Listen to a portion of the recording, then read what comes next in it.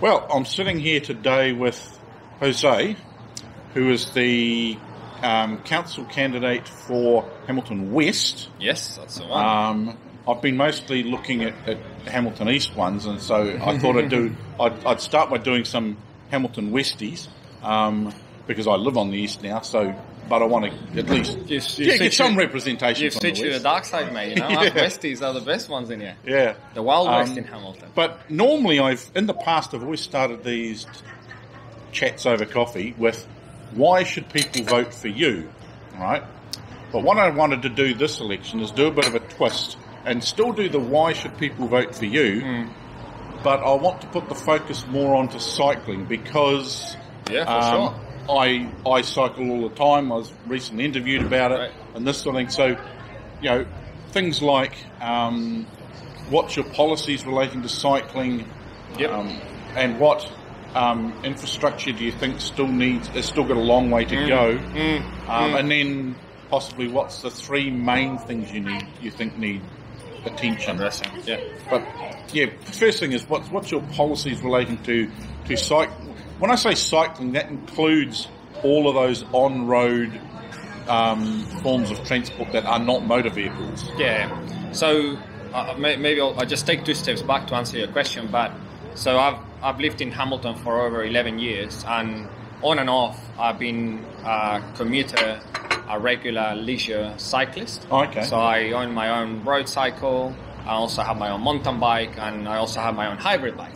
So hybrid is between road and mountain bike. And from going to A to B, since I was in university, the easiest, quickest, most affordable at the time, because it was important for my pocket when I was going through university in here back between 2012 and 2015.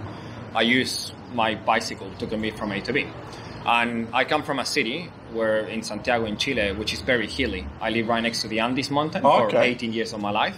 And back then I started cycling when I was 15. And I would cycle to school over there, and I will literally take about 35 minutes because that's how far, my school was from my house. And but that was downhill.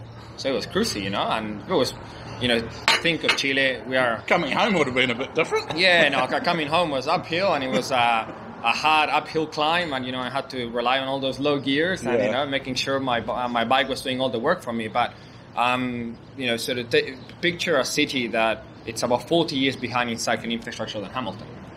And noting that Hamilton still has many, many challenges to address when it comes to cycling, interconnectivity, safety, and actually simply having integrated cycling networks that can take you from A to B in a safe manner and that encourage, that cycling uptake.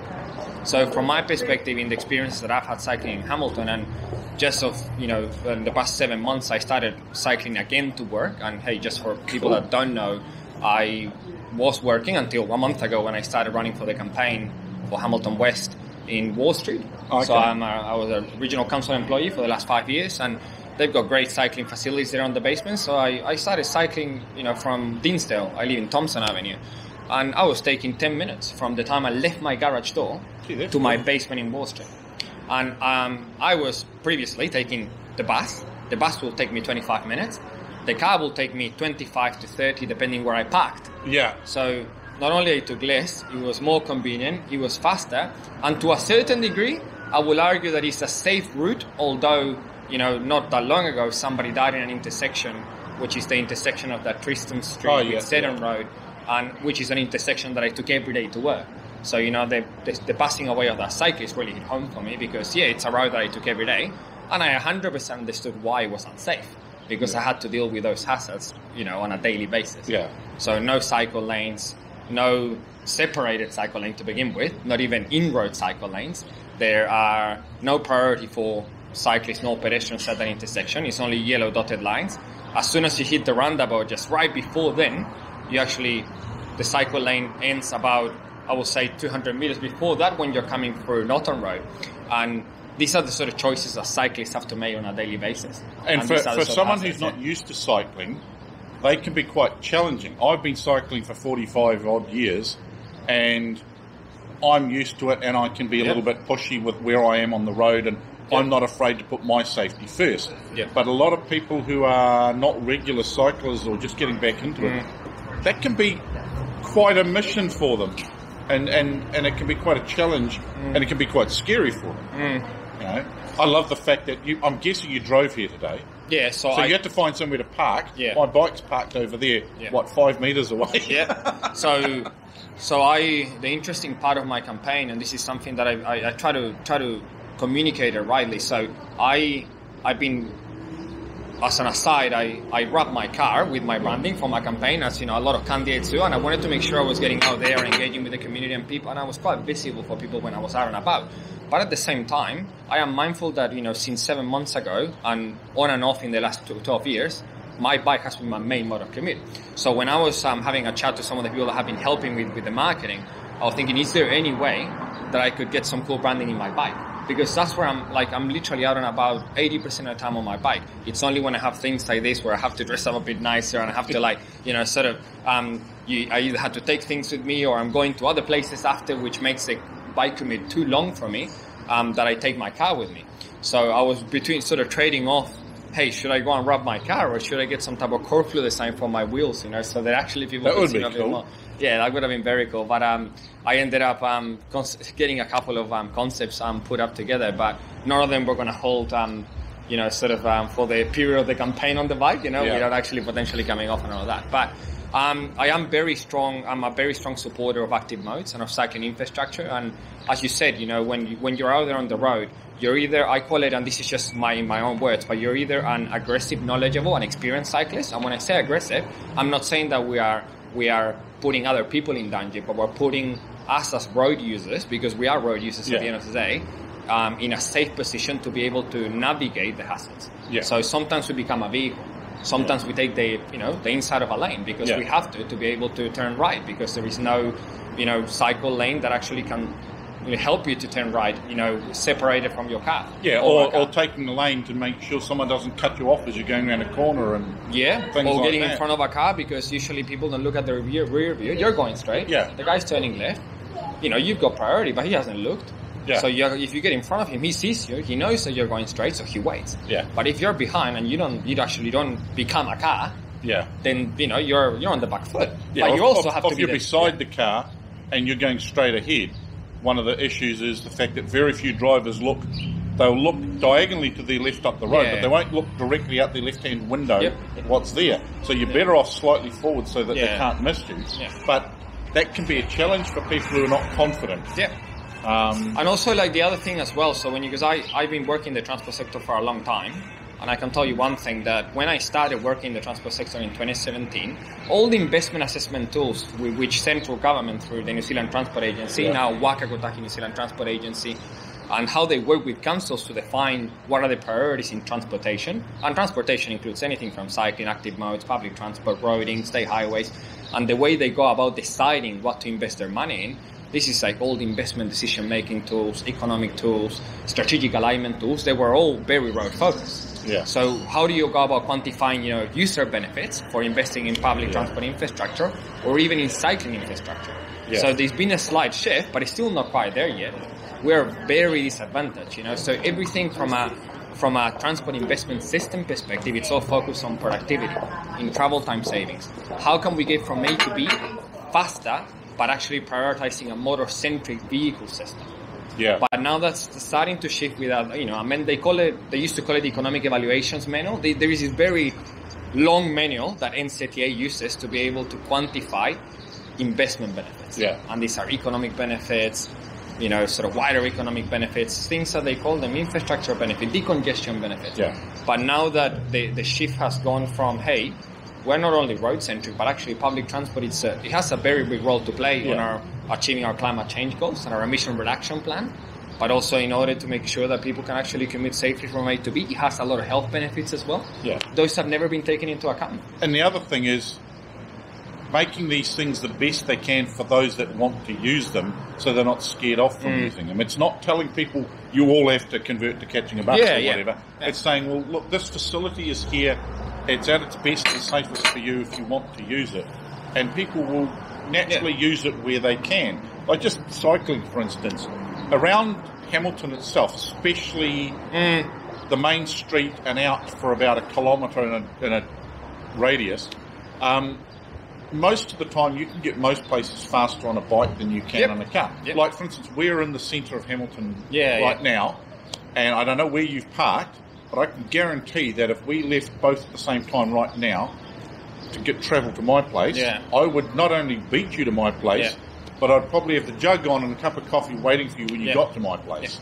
So that's if sort of demystifying a little bit of this notion that, hey, Hamilton, for example, being such a flat city, our terrain, our topography, it's perfect for cycling. Like, don't forget that, you know, exactly what you just said, it holds very true. If I had taken my bike from my house to here, which I do it on a regular basis, so I know exactly, I would probably have taken 12 minutes. I took longer. And I parked about 3 blocks away. And of course, you know, you have to find go through the hassle and the virus of finding a car park. And if you don't find a free parker, which some people do care about affordability, then, you know, you have to go on for a paid car park. And then by the time you've gone through all of that, you know, you've taken double the amount of time. And hey, it's a nice sunny day, perfect weather conditions for cycling. So no, I fully agree. Like, you know, there are a lot of barriers as to why we cannot cycle safely today, but also there are a lot of good reasons as to why we should encourage people to cycle. But our job in council should be to make sure that people have the right infrastructure and they feel safe when they get on a bike and they can get from A to B without having to, you know, sort of be fully experienced, knowledgeable, and what I kind of call it that aggressive cyclist, because you're putting your life at risk and you're potentially putting other road users at risk simply because you're trying to prioritize yourself over, you know, aggressive, you know, sort of drivers as well. So, you know, we need to make sure that those cycling networks, just from my perspective, need to be fully interconnected. Like very recently I made a video which I uploaded to my campaign page, and I have a GoPro, so I edited the video and I went from my house in Dinsdale to university. And I just simply, for the first 6 minutes, I highlighted the hazards that I had to go through. In 6 minutes, I went through about 6 different hazards that would have put off a normal cyclist from cycling from where I cycled that day, which is Thompson Avenue, all the way through Aberdeen, Rifle Range, Norton Road, and then back through Anglesey, then across Anzac Parade, all the way through Clyde Street, all the way through to university. And only in 6 minutes, and it was a 22-minute cycle ride, there was about 5 hazards that would have put a normal cyclist, based on my knowledge of cycling, they would have put them off from taking their journey. Things like roadworks, things like shut cycle lanes. You know, like you're riding your bike and suddenly cycling lane is shut. And where are you meant to go? Turn around and find a different route? If I had done that, I would have taken an additional 5 kilometers, you know? So the lack of that And there's a lot of those things that they bug me. I just take them as part of riding, because I've been riding for so long. There's certain things that I forget that they put other people off often. You know, there's situations where I've gone and go, okay, you know, and when I stop and think about, would this put a new cyclist off? It's quite surprising how many things I just take for granted that would put new cyclists off. And one of the things I hear reasonably often with people when they know I've ridden to hockey or ridden to soccer or something like that, is they go, I'd love to be able to do that, but I don't want to ride on the that road you just came down. That would scare me riding on that road and this sort of thing. And they honestly would like to cycle, say ride to the gardens for the day and have a look round. But what's putting them off is they don't feel safe on the specific road they have to go down to get there. Also, one of the things that I found talking to people, and one of the things that council can do a lot more in, is that we're developing good, smart tools for journey planning. Okay, so you know, you've got Google Maps, you've got Transit if you use public transport. You know, you've got the AT mobile app if you're going up to Auckland, taking Te Hui, and then you want to integrate with the Auckland. No need to get out a paper map and work out which route am I going to take nowadays. No, that's how it worked when I first started cycling. Now I just get out Google and go, what's the easiest way to that place I hardly ever go to? But the one thing that Google can do better and that we should be doing better as a council is feeding in the right data feeds. They call them API data feeds, but effectively it's just your standard, they call it GTFS information about your safe, let's say, cycling routes in the city. So then when people are cycling from A to B, they are not taking down dangerous roads, because when you're a new cyclist, and you're right, everybody uses Google Maps. You say, I want to go from Dinsdale to University. I want to go from Dinsdale to Te Rapa. Man, it will take you through some roads that have no cycling infrastructure. It will take you on the road. Google defines a cyclist user. It's almost like a normal road user. So as long as you've got a left shoulder that may not be a cycle lane. It might just be 40 centimeters of width. Yeah. It will tell you that that's a viable route. Go down. Yeah, you can go down there, and hey, maybe people like me and you can circumnavigate that, and you'll be able to find your way, and you'll get from A to B safe, and you'll feel like, hey, it was actually not too bad. I was able to get to my destination. Yeah, I could use that, but I would like it to be better, sort of. Yeah. But at the same time, I think that being able for people to know how to get from A to B through our existing cycling networks and where there are cycle lanes, it will be very important, because a lot of people don't know that. So like, if I came from Dinsel, the safest way to go to university, now that the Rakuda separated cycle path, it's open, I shouldn't have gone through, Clyde Street or through that road, because I know it's very unsafe. What I should have done is that I should have gone all the way through to Norton Road Roundabout, and then I should have taken Ward Street and then come out here to Claudelands Bridge, where I know that now you can actually cycle safely, because cyclists take priority on the bridge. The car should not tailgate you, which they do, but they shouldn't. And then you can then follow the cycle lane, go to Te Aroha, where there is a cycle lane too, and then you get to the lights, which is right next to Mitre 10, and then you've got a fully separated cycle lane. But speaking to people, barely anyone knows this. So people are taking the old cycling routes, and when you go to Google Maps, Google doesn't tell you, hey, that's the best route that you could take. It tells you go the other way. I've actually planned a couple of my routes around pieces that I know exist, that like that one that's going around the university, just because I know they're there, and it's like, oh yeah, I'll take that route because I like it. It's like when I go to Frankton, like Commerce Street, or when I go to photograph at the Melville Football Club. My route is I come across this bridge just up here, and I go through, and I follow the rail trail all the way through. But technically, I'm going past where I want to go, because it's only a couple of 100 metres to come back. But what's happened is I've been off the road the whole of that time, and then I come back on a tiny bit of road to get to the football field. Same when I shoot field hockey.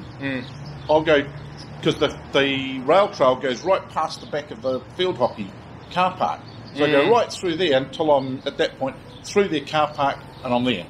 And I haven't, basically from, what is it, Tristram Street or something, I haven't been on a road. I think that there is this notion, because you see, when I'm thinking commuting cyclists, you commute every day, you're probably a lot more time sensitive, you care a lot about journey planning, like that's the kind of commuter that I was in terms of, and you generally know a particular route really well. Yeah, you know really well, and like you don't mind that, hey, maybe it doesn't have a cycle lane for a little, I'll go onto the footpath for a little bit in there if it's too unsafe, if it's only, let's say the cycle lane disappears and they've just prioritized curbside parking on the left, curbside parking on the right, which is like half of Hamilton Central. Anyway, and that's one of the issues. Why are these cars here?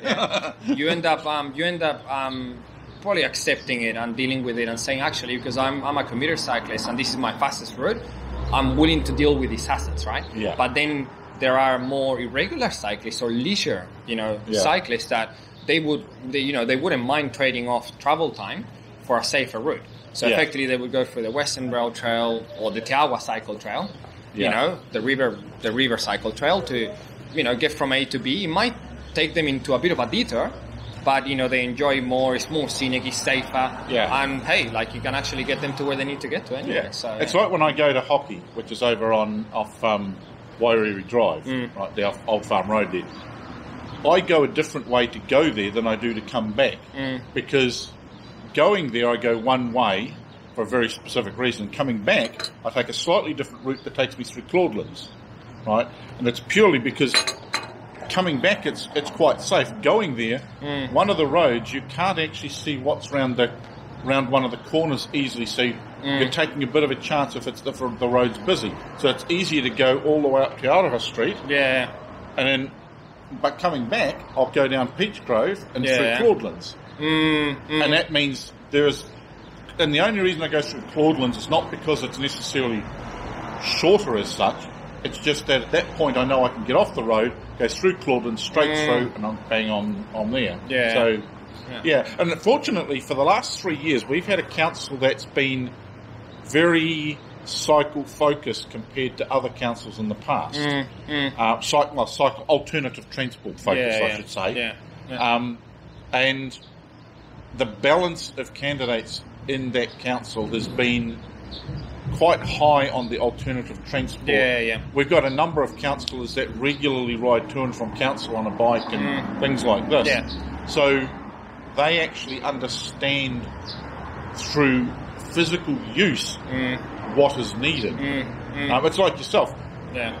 You said you rode going to and from university, and you're back into riding now, and where you were working had good infrastructure in the basement for cyclists, which is another thing.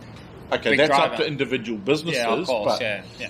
what I was going to ask you also is, do you think with the terrain we've got and what we're doing at the moment, and if we keep having a council that is alternative transport focused, do you think Hamilton could go a long way to setting a good example as to what can be accomplished in this area? I think we could. I actually think, I'm just going to take us back to some census stats from 2018, but was it about 7% of people either walk or take a bike to work or to their place of education, right? So journeys to work data, right? So understanding like our modal share. Yeah. We know we're very car centric. We know that still about 80% of the people get from A to B using their private vehicle, and a lot of them are single occupancy vehicles, right? So that means they sit on their own, on the car, driving, occupying a massive footprint on the road, sitting in traffic jams, getting passed by me as I go past them. Exactly. Past them. Yeah. So when I take us back to that stat, do I think we can grow that 7% by having the right infrastructure, right level of service, and actually encouraging people to be able to uptake, sort of cycling? I think we've got what do you call it? We've got all the ingredients, if you want to call it, in our city for success. But going back to what you said in there about our council being very alternative sort of transport mode focus, I agree. I think there is also a step further, that to me, when we think of council's functions in planning and in delivering, let's say, our long-term plans and kind of putting our money where our mouth is a little bit more, is that whenever we are approaching a new capital project, whether it's an improvement to a local road, a new bypass, a new interchange, any new area that we're developing, all the new greenfield, whether it's Peacocks, whether it's Water County, that we go in with an approach that, hey, alternative modes of transport and public transport should take priority in the planning phase. We should be future-proofing as much as possible in all of our new areas of growth, but also when we're upgrading roads. Because the interesting thing in the world of transport, in general terms, capital infrastructure that is retrospectively delivered, it's so much more expensive than, hey, we went in the first time and we got it right. Like having to get rid of car parking, demolishing infrastructure, putting in cycling, that's expensive stuff. And hence why those are the big barriers, because affordability and financing is a big issue. But if we get it right from the very get-go, then we don't have to deal with that. And actually, when people see it, you build it, people come. Yeah, and that's the thing I noticed with the a lot of the new developments around Peacock, the one out there, and that the roading part of it is having to take into account alternative transport. And as you said, I don't know whether you realise that you just did a quote from a movie, and that's build it and they will come. Right? And that is the case of, while but you get a lot of people say, but not many people use this cycle lane or that cycle lane or whatever, and that's probably often because they don't feel safe. Because while you may see them not using one little piece, the bit that makes them unsafe is probably the bit before or after that, right? So if they could get to that good bit, then they know. You gotta. I think the way that we journey plan, the same way that we journey plan from a roading perspective, from end to end, we think of our experience from where we parked our car, getting on. We think how we connect to the main road. So we're leaving our arterial road, we get to a main road. The main road is safe for us to travel at a 50k or 60 or 80k per hour, and then we get to wherever, let's say our place of employment is out in Tarapa, and then our employer is nice enough that they provided us parking, so they made our journey so convenient, right? Why shouldn't we be applying the same principle to public transport or to cycling? We need to worry about first leg and last leg, right? So think of PT, public transport, very important, right? I live in the back of a galley, sort of, and there are no services of public transport to down my road. So I have to walk, 500 meters. How do I meet that gap? How do I meet that first leg? Well, now we know that there is more on-demand transport solutions. You probably can use maybe you can buy an e-scooter, you get it from there, and then maybe you hop on the bus, and then you go from A to B, and then at your destination, maybe you're still far away from your office, so you still need to get down, either walk. And so when we are building infrastructure around our city and developing, we should be taking into account the first and the last leg of a journey. Yeah. That is not like private It's vehicle. like we've got this train that goes from Hamilton to Auckland, right? Yeah. But that only leaves from one place. Yeah. So the railway therefore, stations, how do you get people to that to use it? Yeah. And what facilities do you have there? Like To in their encourage case, that. parking spots for those that have to drive a car there and then want to travel to Auckland on the train. There's plenty of space to park the car, and so it's kind of thinking of your park and riders, your keys and riders, which is the people that get dropped off and they ride, your cyclists and riders. Yeah. There are some that cycle to station, leave their bicycle there, and then they get on the train. Some of them bring their bikes on the train. Yeah. And they've done a really good job of giving somewhere safe to lock a bike up for an entire day. They've done a good, Rotor County Transport have as an excellent cycle cage. Yeah. Where you can actually go in and lock it in, and the CCTV 24/7, and it even has a little tool accessory stand where you can actually go and so that if you've got a flat tire or if you've got anything going on with your bike, you can actually go in and do some DIY. Cool. So any just before we finish, any last thing you want to say about the direction you'd be looking at focusing council on these issues if you got elected? What would be? I don't know. Well, I mean, so going back to your, so transportation, but also how transport and how we invest in future infrastructure can actually shape how our city grows. Yeah. So we know that central government is trying to find places in New Zealand, just for a better word, cities in New Zealand that can accommodate this growth. Hamilton has been earmarked as a key location because of its geography, its location. It's a strategic place in the heart of the Waikato. It's a gateway to the North Island. That's why that new industrial hub's going up, is because we can have a lot of stuff arrive here in bulk and then send it out to places. Yeah, I mean, even businesses know that being in Hamilton, it's good business. They're strategically located. It will improve their bottom line. I mean, you talked about the Rotokauri, the Rakuta Inland Port, and it's very interesting too because I went to one of the Grow Waikato events that Jamie Strange organizes, and they were presenting about the inland port, and they were talking about in there how their efficiencies in logistic and in supply chain sort of measures were going to improve. So for better words, they were going to be able to make more money by just simply being here, cutting down the cost of empty runs for train wagons. So effectively now is a lot of empty wagons that are taken from point A to point B simply because of the way that our ports are orientated. But with an inland port in Hamilton, all of that can improve. So what I will, one of the things that I want to focus in my campaign on, if I was to be elected into council, it's how by investing in the right infrastructure from a public transport perspective and active modes, we can really help accommodate that future growth. So we want to go up. We want to build 3 to 5 story houses. We want to build 6+ story sort of buildings in areas of, let's say, on our business district areas, or in areas that are mass rapid transit oriented, along close to our key hubs like Hamilton East Village, a new hub that's being built out in Glenview, close to the city, Norton Frankton. All of those people that are going to be coming in and living in those areas, nobody in their right mind from a urban planning perspective or a transit-oriented perspective will think that they're going to be moving from A to B by simply giving them endless car parking and, just chalking up our roads even further, because we have no more spaces to put more roads. No. Like our roading footprint, it's so heavy as it is. So by investing on those active modes, whether it's cycle lanes, active modes, separated paths, but also mass rapid transit, is how you're really going to be able to unlock that future growth. Yeah, and by what you said about building, by putting up residential accommodation in a manner that those that want to live in a multi-story building and live close to where they work can do so. So if you work in the city and you can find somewhere that you can live within walking distance of your work, then there's no need for you to really own a car, because if the infrastructure's there, then for the few times you need to go out of that area, say to visit friends or whatever, there are other options, anything from busing to cycling to using Uber or taxis or whatever. Skating, scootering, whatever you like. When I go to photograph hockey, it's indoors, so that it doesn't matter about the weather. It's the weather getting there. And on odd occasions when the weather's been rubbish, I've caught an Uber to get there. I often get a lift back from hockey players and stuff like that. But I catch an Uber to get there because it's a relatively short distance and the service is there.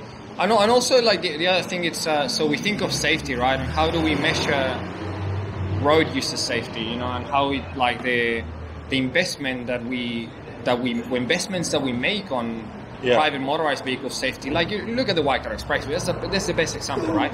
You know, I've driven that road. It's a 110-kilometer highway. And, you know, they've just opened the Hamilton bypass. And I can tell you the amount of they've invested in safety improvements, which I like to call them. You know, sort of the medium retention barriers, you know, the amount of space you got on the left-hand shoulder, right-hand shoulder, you know, sort of the ability for a driver to make a mistake but survive from that mistake, you know? Yeah. So when you think of a cyclist, we've got very little room. Yeah. You make one mistake out there on the road, wherever you are, if you're sharing a corridor with a vehicle that's going at 50 km per hour. Yeah, and it's only this far away from you. Yeah, exactly. If you're only less than half a meter. Yeah. You know, those mistakes are very unforgiving for cyclists. You know, we don't have any rigor. You make one mistake, you hit, the car user is driving a vehicle, but our health and safety, and our lives are compromised. Yeah. So that's the sort of stuff that I actually find that the system on its own and the way that we measure how we invest our money needs to be focused in a way that it's actually, you know, every life matters on the road, irrespective of the mode. Yeah. So it needs to be a more balanced approach of how we actually encourage people to use those modes, but by also giving them the right infrastructure. So there is that bit of element, because I actually find that it's very imbalanced in the way that we focus on this road to zero. You know, this is like zero fatal and zero injuries in our roads, right? But is it even that approach and the central government policy of us getting us to zero deaths and zero injuries? It's very focused on in our state highways, in our motorized vehicles, in our local roads. But how about all the active mode users? You know. Yeah. You know, they're a key component of that too. And I like the fact they just recently brought out a piece to do with safe riding, blah, blah, blah, blah. But it was aimed purely at cyclists. So the whole thing was structured around how to be safe on the road as a cyclist. I haven't seen anything come out aimed at drivers on how to be a safe driver on the road that doesn't kill cyclists. Yeah, exactly. Here's how to be a good rider on the road so you don't get killed. Yeah. But there's nothing, there doesn't seem to be anything that's saying, here's how you can be a better driver on the road. These are things you need to take into consideration when you see cyclists on the road so that you don't cause them harm. Yeah. Because it's not just a case of, be responsible for your own actions. Yes, cyclists can be perfectly responsible for their own actions. But if a car driver decides they're going to overtake someone as they go around a corner and cause an accident, like there's been a few of those. I've had a few near misses like that where I've been going either straight either turning and the car's tried to overtake. Because they don't I sit in the middle of that lane going around the corner so that A, they can see me, and B, they're not tempted to try and overtake. Because the car will go, my car is X wide. If there's just a little bit more space than that, I can squeeze through. Yeah, it's a classic one that you're riding and you're ahead of a car. The intersection comes.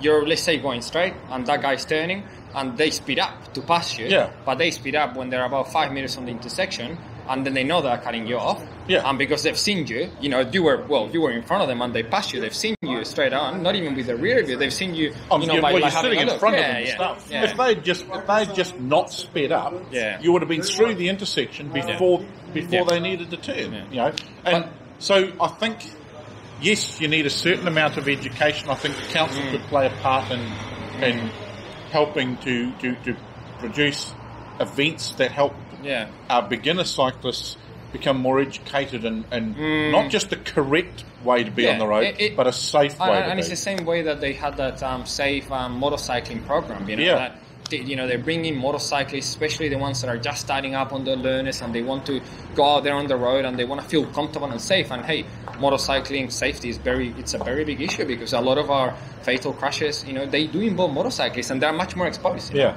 But in that same way, sure, they could be a lot more education and awareness. But I think at all road users, you know, we're sharing the roads, we're sharing our infrastructure. We all need to be mindful of each other. And see, that's the other thing, is there also needs to be some sort of education program out there for car drivers to know what is a safe way to be on the road, so that you don't put cyclists at risk, or at least, and also don't scare them away from being on the road. Because while you might want to drive a car, you need to also keep in mind that there are a lot of people out there who would like to get out and ride, especially during summer on good days like this, would like to get out and ride, but are put off by the way car drivers are. And there is a very interesting mentality, this sort of road versus public transport and active modes is sort of binary situation, right? We either go one way or another. They are so complementary. You'd be surprised. Let's say you're a die-hard road user from a private motorized vehicle perspective. You can trade off your car because let's say you live in Hamilton, but you work in the middle of Hautapa or close to Ohaupo in some rural area, and you have to take your car, right? So by investing in active modes, public transport, you're literally making it easier for yourself as a road user in the future. If those people take their bikes, they start using their bikes to get to work. If they start using public transport to get to work, suddenly you remove them off the road. So your level of service, your journey experience, your productivity, your travel time savings, your safety even would have improved because congestion would have gone down. You got a clearer run, and actually then we can start potentially even repurposing our roading infrastructure to be able to accommodate maybe, revitalizing our city center and things like that. It's this sort of notion that says it's not one or the other, actually. They're very complementary. You're helping both road users by investing in something that we're so far behind in. Yeah. It's the same thing with rail. I was involved in Tahuya since 2017. I can tell you one thing. When we were starting up, it was, nobody will use it. It's a bloody slow train, It takes 2 hours and 20 now to get to Auckland Central, the Strand, but I can tell you one thing, that when people get on the train, lots of them don't even look back because it's productive, it's safe, you got free Wi-Fi, it's comfortable. You don't have fatigue. You're the passenger, not the driver. Yes. So, and that in itself gives you a lot of freedom to do stuff while you're on the train. Yeah. And it's like a friend of mine jokingly said a while back, he was getting smart to me, but he said, hope you never get a driver's license. And I go, why? He says, the last thing we want is you on the road. I go, what do you mean? And he said, well, you ride so many places. He said that would be one person. He said if you'd be always by yourself in a car, so one person in a car. Yeah. And he says the fact that you're not in a car has reduced the traffic jams by one person. Yeah. Right. Because he's ridden on the same roads beside me when I'm on the bike. I mean, if we have this mentality, and it's not something that I believe in, but there are some people out there that they strongly believe that our current roading system is not only potentially fit for purpose, but it can grow in terms of infrastructure provision to increase capacity to cater for even more private motorized vehicles. You're actually wrong. That's not something that we can continue to support. And the main reason why, and a good example of this is look at the situation between Hamilton and Auckland. Look at the Waikato Expressway. All the projections that they had in terms of vehicle uptake, they're about 6-7 years outdated now. So whatever they thought we were going to get in 2018, we were getting in 2013. Whatever they thought we were getting in 2022, they were probably projecting that by 2026, 2027, we're outpacing our ability to be able to cater for that growth. And every time they've made upgrades and widened roads, etc., in Auckland, just take the Harbour Bridge, for instance, was a bridge originally a particular width. It was then widened with the clip-ons, right? But the traffic jams are still the same. They've increased roads and all this sort of thing, especially in Auckland, is quite noticeable. But it hasn't reduced traffic jams. And the traffic jams themselves have stayed at the same pace. You've still got the same speed on the motorway at times that you had 20, 30 years ago, even though the roads are bigger. So people will fill the roads up with cars if there's no alternative. And also the alternative, this is the paradox, right? Because there's a lot of people that will argue, but why invest in the alternative when our infrastructure is so eroded, it doesn't provide the right level of service, it takes so long to get from A to B.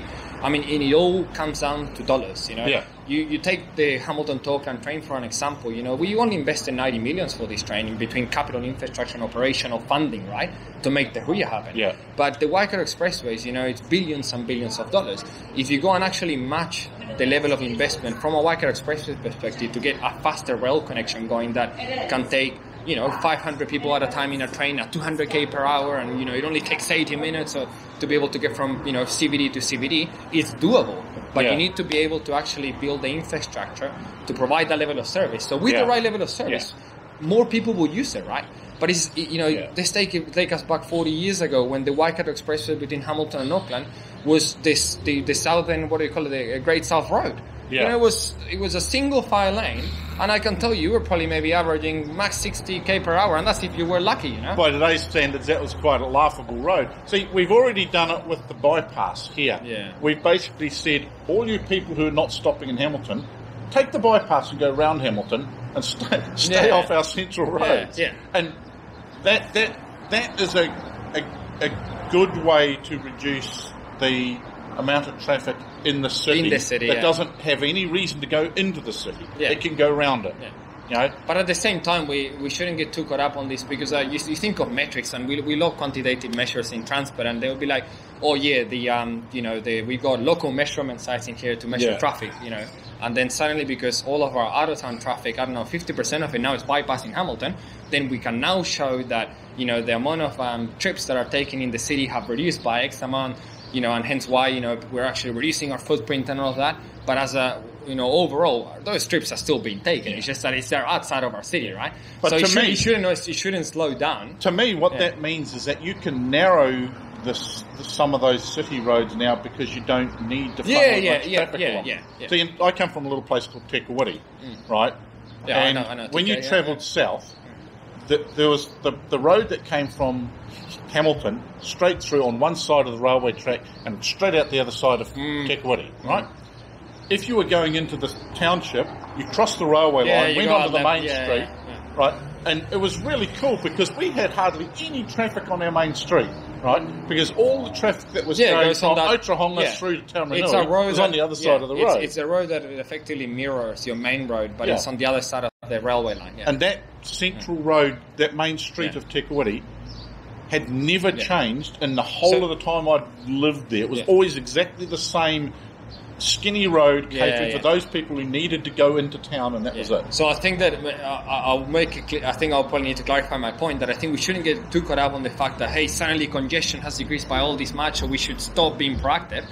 Actually, it's the opposite. Like, we should seize the opportunity, how you just stated, and actually look this as an opportunity to be able to, you know, invest on the right modes of infrastructure on these roads, simply because now we have less vehicles in our roads, because we've taken all this traffic off Hamilton by, you know, the bypass being there, and there is an opportunity in there to be able to, you know, potentially in a road that previously we couldn't fit in a cycle lane because we had all this out of town traffic coming in. Now we could even consider it. Yeah. You know? So effectively, once we get moving, stay moving. Yeah. And not take it for granted that, we've done something, we can stop. No, we just keep moving. Yeah. And we could produce a city that has a very, very good balance between all the modes of transport. Yeah.